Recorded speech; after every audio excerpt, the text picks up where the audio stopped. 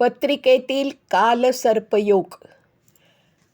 आपल्या पत्रिकेत किंवा कुंडलीत कालसर्पयोग आहे का?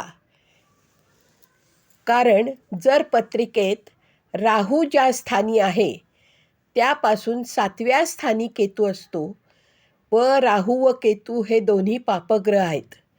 जर जन्म लग्न पत्रिकेत राहू व केतू यांच्यामध्ये सगळे शुभग्रह म्हणजेच रवी, बुध, मंगळ, चंद्र, गुरु, शुक्र व शनी हे 7ही ग्रह आले तर आपल्या जन्मकुंडलीत कालसर्पयोग होतो. पत्रिकेतील कालसर्पयोग कसा ओळखायचा? तर ही समोरच्या कुंडलीत जर 3 या अंकामध्ये राहू असेल तर 9मध्ये केतू असतो, म्हणजे बरोबर त्याच्या 7व्या स्थानी. अशा वेळी 3, 4, 5 ते 9पर्यंत सगळे 7ही ग्रह त्या स्थानात येत असतील तर तो कालसर्पयोग ठरतो. अशी परिस्थिती कोणत्याही स्थानापासून सुरू होऊ शकते.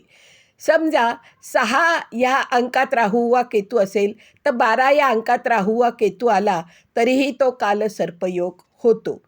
म्हणजे कालसर्पयोग कोणत्याही स्थानातून कोणत्याही स्थानापर्यंत 7व्या स्थानापर्यंत राहू आणि केतू आले की हा कालसर्पयोग बनतो.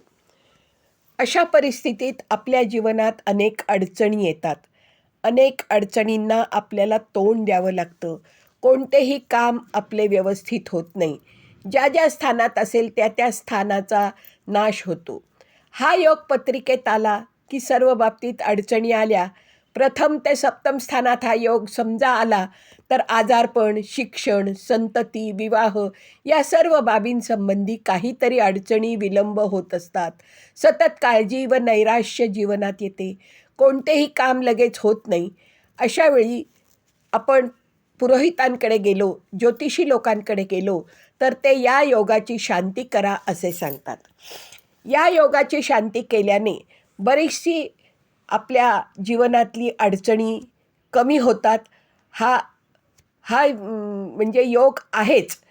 हे तुम्ही जर केलं तर हा योगाची जी शांती केली तर तुमच्या जीवनातलं बऱ्याचशा अडचणी कमी होतात. पण प्रत्येकालाच ह्या अडचणी कशा निवारण करायच्या हे माहीत नसतं. अशा वेळी अशा परिस्थितीत सगळ्यांना शांती करणं जमत नाही. अशावेळी समोरच्याप्रमाणे यंत्र करावे.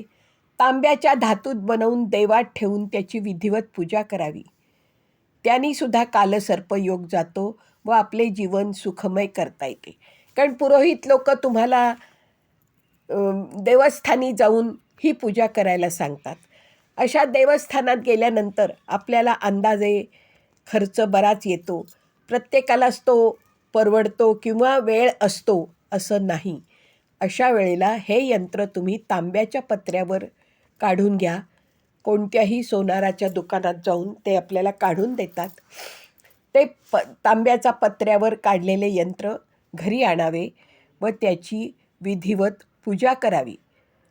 कारण ह्या यंत्राने सुद्धा कालसर्पयोग शांत होतो. पत्रिकेतील अडचणी, ज्या ज्या काही तुम्हाला विलंब होतो आहे कोणत्याही कामाला, नोकरीच्या स्थानात असेल तर नोकरीला, विवाह स्थानात असेल तर विवाहाला, संतती स्थानात असेल तर संतती होत नाही तर त्याला ते उपयुक्त ठरते. हे यंत्र सोनाराच्या दुकानात बनवून मिळते.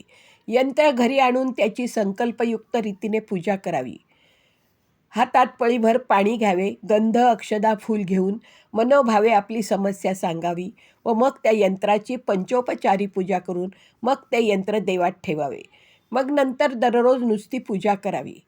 अशी पूजा केल्याने सुद्धा हा कालसर्पयोग जो आहे, पत्रिकेतला दोष जो आहे तो आपल्या पत्रिकेतून जातो व आपल्याला ज्या ज्या स्थानांसंबंधी काही समस्या असतील, अडचणी असतील तर त्यासुद्धा निघून जातात. या यंत्राद्वारे तुम्ही पत्रिकेतील कालसर्पदोष घालवू शकतातच. जर तुम्ही कोणत्याही देवस्थानी ही पूजा केली तर अंदाजे 15 ते 20,000 खर्च येतो. ज्यांना शक्य नाही त्यांनी हा वरील उपाय जरूर करावा. कारण हा अनुभवसिद्ध उपाय आहे.